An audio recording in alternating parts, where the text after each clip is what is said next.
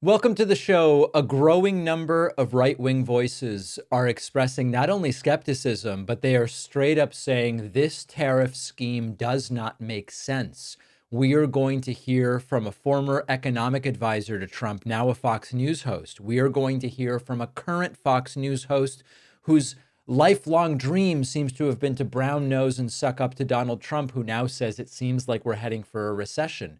We are going to hear so much that is suggesting that this is a bridge too far, even for many MAGAs. Let's start with Larry Kudlow. Larry Kudlow was a Trump economic advisor during term number one. Larry Kudlow now hosts a show on Fox Business, and he interviewed Treasury Secretary Scott Bessent, and he explained that trade deficits aren't actually a bad thing for wealthy, developed countries, something I've been saying for a very long time. Take a listen to this. Just heard, I don't know if you heard Art Laffer in the prior interview, but Art doesn't believe that the trade deficit should be a metric.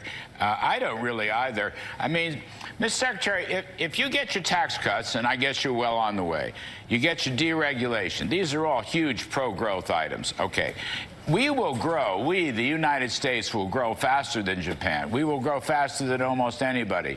Therefore, almost by definition, by growing faster than the rest of the world, we're always going to have a trade deficit. So I don't know why you'd want to use the trade deficit in a calculation for a reciprocal charge. Correct. I understand your point about non-tariff barriers. I get that. That's why I would have chosen a handful of countries, I don't know, maybe 10 or a dozen countries, and really carefully pinpointed it. But to apply this to the whole world on the basis of trade deficits, is that really the best in your judgment? You've been around a long time. You've looked at these. You've done analysis. Is that really where we should be at? Well, look, Larry, the trade deficit, as you and Art know, is a result of three things. It's a result of the terms of trade, it's a result of our budget deficit, and it's the result of the level of the dollar.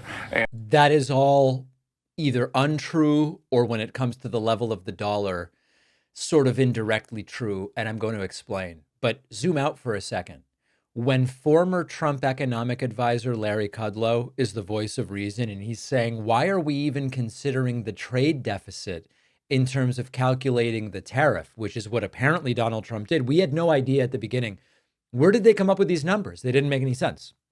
It then seemed to be figured out that they were applied by dividing the trade deficit by two. It's bizarre stuff. But let me explain to you why Larry Kudlow is completely correct.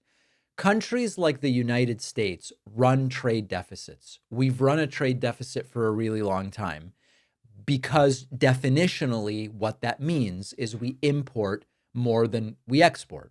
We buy more from other countries than that which we sell to other countries. Now, you might say, oh, that sounds bad. It's bad for the economy. We're losing money. More money is flowing out to other countries when we import stuff than the amount that's flowing in from other countries when we sell them stuff. But that's the wrong approach. The United States is huge, strong, and stable. It attracts foreign investment. When people in other countries, rather, invest in American businesses and in American real estate and in government bonds or whatever, that money flows into the United States. That helps to pay for those imports. We have a huge amount of purchasing power here in the United States. So we buy a ton of foreign-made goods. It's not bad. It gives consumers choices and it lowers prices. Now, you could say, I want to reverse all of it, bring all of the supply chains back home. Fine. But the point here is we've designed the country to work this way. We have opted for 50 years cumulatively. We've made decisions politically, Democrats and Republicans, predicated on the idea that we'd rather have a huge amount of buying power for cheap stuff from other countries. So the United States having a trade deficit doesn't mean we're in debt. We might have a debt, but debt is a separate thing.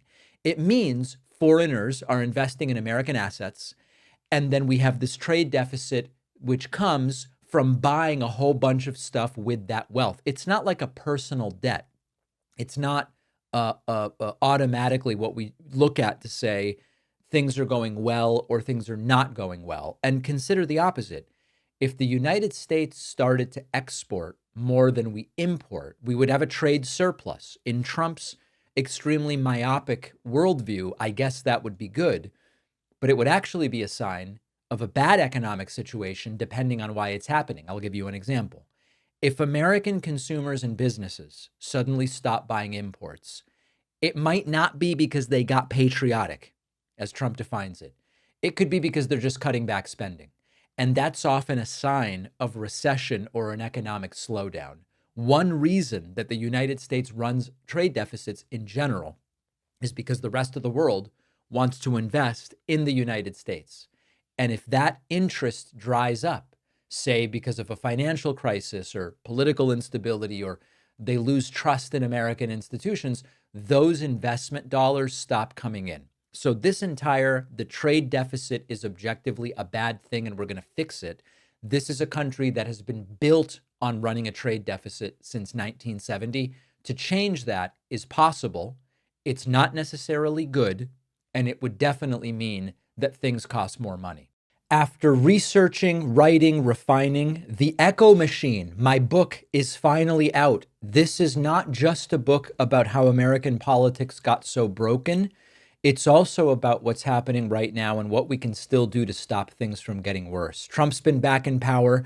The results have been even more catastrophic than many feared, with targeting of political opponents and gutting democratic institutions, laying the groundwork to even further consolidate power. But the thing is that none of this is inevitable. The same forces that brought us here can be countered if we understand how they work and what to do about them. And that's what The Echo Machine is all about. Some say that without corporate media backing, books like this can't succeed. I think we can prove them wrong. You can get The Echo Machine right now at davidpakman.com/echo on Amazon, Barnes & Noble, Audible, Kindle, or by calling any local bookstore and asking them to order it. This book is more important than ever. If you care about what happens next, and I do, check out The Echo Machine today at davidpakman.com/echo.